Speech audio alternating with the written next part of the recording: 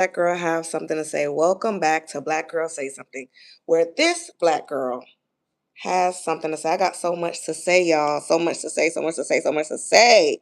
Baby, it is 9:31. Your girl had court this morning, divorce court to be exact. And I just want to say I am officially divorced. My single status has been restored.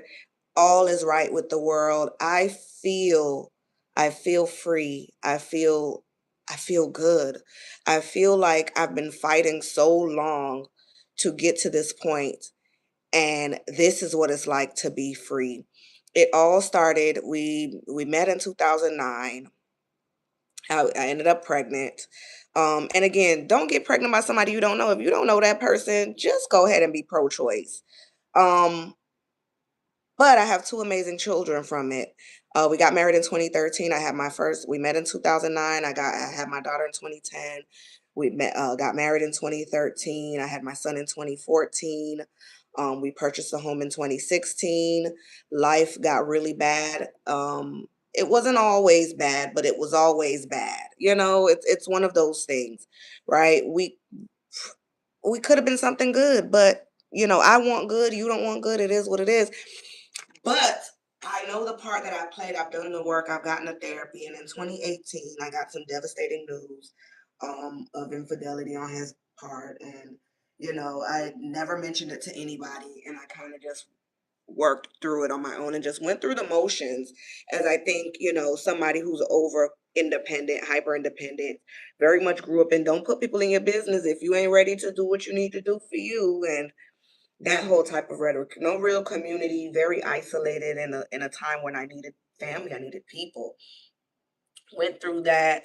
2020 was very rough, and then it got even rougher, domestic violence and things like that in 2021. December 3rd, 2021, I was granted a restraining order, and I've told this story before. But by December 13th, 2021, he filed for divorce. And once he found out that there was a restraining order that was in place for 5 years, he kind of stopped showing up to court. And so there's two cases. There's a domestic violence case and there's a family court case for the divorce. All in all, my divorce is final. I am free. I am free. Free at last. Free at last. Thank God Almighty. I am free at last. Honestly, for this final judgment, he did not show up to court. I don't know. We don't talk. We're not in contact or anything. The children started seeing him. He hadn't seen the children in 4 years, and they started seeing him. We entered into a temporary parenting plan upon our first mediation back in August, which required supervised visits, then unsupervised visits, then a little bit more time with the children, even to pick them up from school. Transitioning into now we have a permanent parenting plan, and we had to divvy up the marital assets. And honestly, I was like, you know what?